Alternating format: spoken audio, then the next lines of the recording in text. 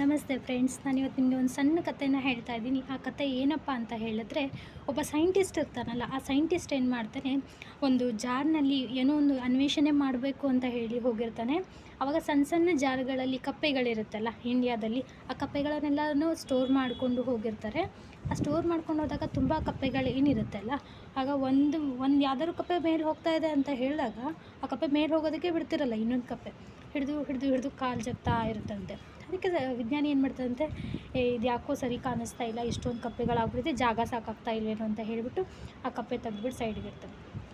ಸ್ವಲ್ಪ ಇನ್ನೂ ಅಷ್ಟೊಂದು ಇತ್ತಲ್ಲ, ಅದರ ಕಮ್ಮಿ ಮಾಡ್ತಾರೆ ಇನ್ನೂ ಸ್ವಲ್ಪ.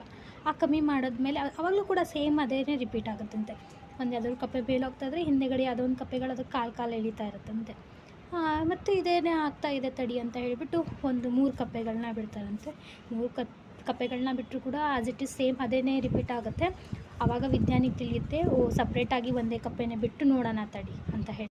ಹಾಗೆ ಒಂದೇ ಕಪ್ಪೆನ ಹಾಕ್ತಾರಲ್ಲ ಆ ಜಾರ್ನಲ್ಲಿ, ಒಂದೇ ಕಪ್ಪೆ ಹಾಕಿದಾಗ ಏನಾಗುತ್ತೆ, ಆ ಕಪ್ಪೆ ಮೇಲೆ ಹೋಗೋದಿಲ್ಲ, ಎಲ್ಲಿ ಇರುತ್ತೆ ಅಲ್ಲೇ ಇರುತ್ತೆ. ಆಗ ವಿಚಾರ ಮಾಡ್ತಾನೆ ಸೈಂಟಿಸ್ಟು, ಇಂಡಿಯಾದಲ್ಲಿ ಹೆಂಗೆ ಅಂದರೆ ನಾವುಗಳು ಅರ್ಥ ಮಾಡ್ಕೋಬೇಕು.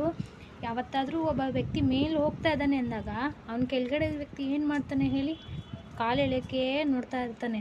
ತಾನು ಮೇಲೆ ಹೋಗಲ್ಲ, ತನ್ನ ಪ್ರಯತ್ನ ತಾನು ಪಡಲ್ಲ.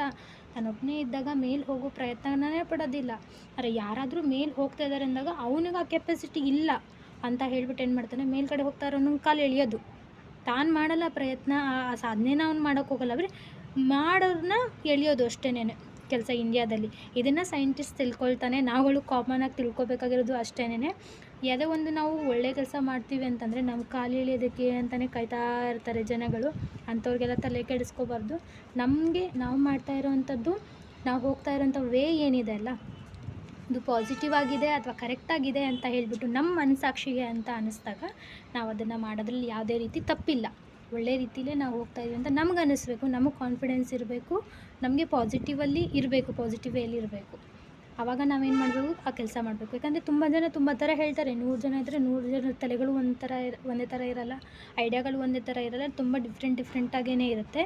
ಅದಕ್ಕೆ ನಾವೇನು ಮಾಡಬೇಕು, ನಮ್ಮ ಐಡಿಯಾ ಏನಿದೆ, ನಮ್ಮದೇನಿದೆ, ನಮ್ಮತನನ ನಾವು ಯಾವತ್ತೂ ಬಿಟ್ಕೊಂಡು ಕೊಡಬಾರ್ದು. ನಮ್ಮತನನ ಯಾವತ್ತೂ ನಾವು ಉಳಿಸ್ಕೋಬೇಕು. ನಮಗೆ ಸೆಲ್ಫ್ ರೆಸ್ಪೆಕ್ಟ್ ಅನ್ನೋದು ನಮಗಿರಬೇಕು.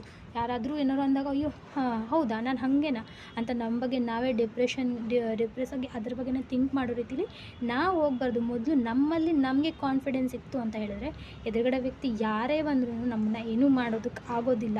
ಮೊದಲು ನಾವು ಕರೆಕ್ಟ್ ಇರಬೇಕು, ಇದ್ದಾಗ ಮಾತ್ರ ಆ ಕಾನ್ಫಿಡೆನ್ಸ್ ನಮ್ಮಲ್ಲಿ ಇರಬೇಕು. ಸುಮ್ಮನೆ ಸುಳ್ಳು ಹೇಳಿ ಮಾಡಿ ಓವರ್ ಕಾನ್ಫಿಡೆನ್ಸ್ ಮಾಡ್ತೀನಿ ಅಂತ ಹೇಳೋದು ಅಲ್ಲ.